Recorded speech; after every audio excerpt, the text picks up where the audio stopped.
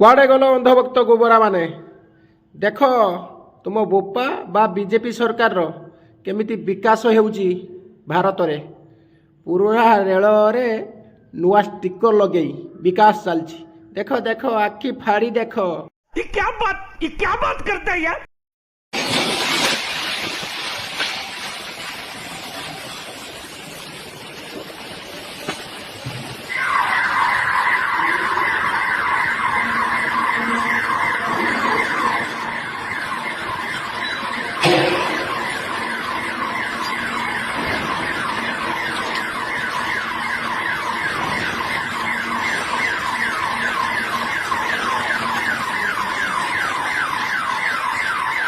ବେହିଆ କୋଠିକାର ଟିକେ ଲାଜ ନାହିଁ। କି ବିକାଶ ଚାଲିଛି ଭାରତରେ ମୁଁ ଆଉ କିଛି କହିବିନି ଆଜ୍ଞା।